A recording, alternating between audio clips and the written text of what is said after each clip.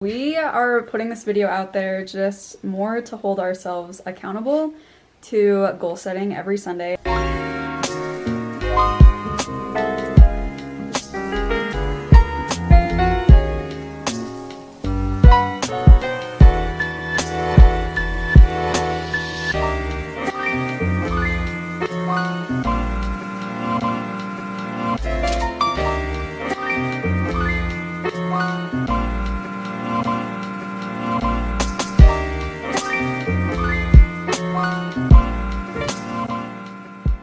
We got these planners called passion planners that really break down like how to set goals monthly and then weekly, and then each day you get to go pick like a main focus. So every Sunday we are going to start, or we have been for the past month, writing down all the goals and stuff that we are going to work towards that week.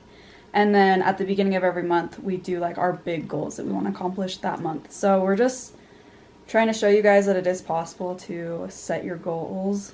It should only take you 15 minutes a week to do it. It doesn't need to be some big grand thing. But one thing that we did at the beginning of this year that we thought was awesome was I'm going to show them the boards. We got these big boards from Target or something. And we just went and broke down all of our goals. We did our DreadFullHippie and then our personal one. So that's just been making it really easy for us to see exactly what goals we want to accomplish this year. And then we're going and breaking down each of those goals into a monthly thing and putting it into our passion planner.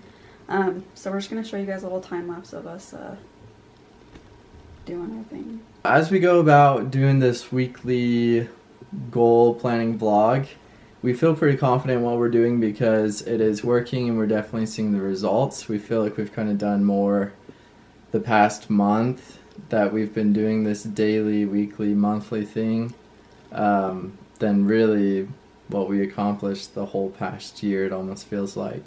So as we kind of learn more and more, we definitely do want to give some helpful tips and hints and kind of help guide you along.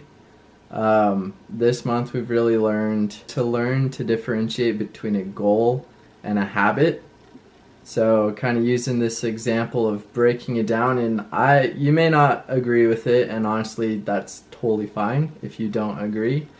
But an example is, for me, I want to weigh 200 pounds. Right now I only weigh 170.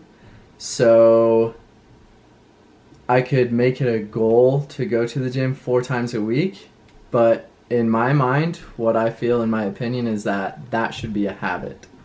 It is something that I can track, but it's not my end goal. My end goal is to weigh 200 pounds with a certain body percentage. And so for me, you can put this into whatever goal you're working towards and create the habits that lead up to it. But for me, I should be eating 4 to 5 meals a day that have about 40 grams of protein each meal, and then also 30 to 40 grams of carbs along with that. And so when it comes to nutrition and working out a certain amount during the week and tracking all of that, it's the habits that have helped me lead up to the goal of weighing 200 pounds. So I hope that's kind of more of a helpful hint that'll help guide you along, because you definitely do need to see the end result and know when it's time to make bigger goals and create new habits to lead towards them. So fun little golden nugget for you. That's my 2 cents this week. While this little time lapse is going, I just want to talk for a second. One thing that Dallas and I have really come to learn recently is that if your dreams don't terrify you, they aren't big enough. And I know that sounds absolutely insane, because normally when you're terrified or you're scared of something, you don't want to move. You kind of just want to sit there and wait for the terrifying thing to pass. But the thing that's been so cool for Dallas and I to learn is that being scared of something can actually be a great motivator. In scary situations, you have a fight or flight mode. You're either going to sit there and wait for the scary thing to pass, or you're going to get up and look for an out. You're going to find some way to get out of that scary situation so that you aren't terrified anymore. So Dallas and I have decided to take on a pretty big goal that is quite literally terrifying us, so much so that Dallas and I actually both got sick. We're puking and have just been really under the weather. And I guarantee you it's because we've been putting our heart and soul into this thing that absolutely terrifies us. There have been moments when I'm just sitting there and my heart rate will increase. Or I just start sweating, or I get really anxious and my hands start to shake. But that has honestly been the greatest motivator, because Dallas and I kind of mentioned this goal last year, and I don't think I honestly took it quite seriously. And I was just kind of like, oh yeah, like that would be super cool to chase after this dream. But now that Dallas and I have actually taken one step in that direction and are actually seeing that it could become possible and that it's going somewhere, I can't tell you how good I feel. I can't tell you how excited we are for this adventure, and to prove that we can all do hard things and that there's no goal too big for you. Now, you can take this however you want, but being terrified and being scared can actually be good for you. It can be one of the greatest motivators, but you have to decide not to sit there and cower in the corner and wait for that scary thing to pass.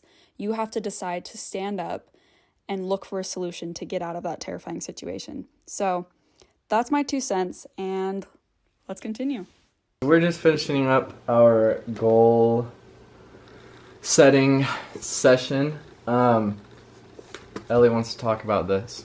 So this is a passion planner, which is just a very easy goal setting book. They kind of break it down really well for you at the beginning of each month. They'll have like a calendar of the entire month, and then they'll ask you like what your main focus for that month is, and then they'll have like the main projects that you want to accomplish that month. And then as the weeks go by, you'll go and fill out each day with all the things that you want to do. And then by the end of the month, they'll go and ask you like what things you accomplished, how it worked out, what are things you wish you changed, what things could have been better. So it just really makes it a lot easier to see like your progress. And then we'll ask you different questions like, what was the most memorable part of this month? What was the biggest lesson you learned? How would you rate your overall like success for this month? Just so it just makes it a lot easier to see how successful you actually were. So if you want a book like this, these ones are called passion planners. I think they were like $30, but these are the best ones that I've seen so far, and they're gigantic. So they're the ones that hold us the most accountable to our goals and our to-do lists and all that stuff. Hope you enjoyed this video. I hate when people do that. Me too.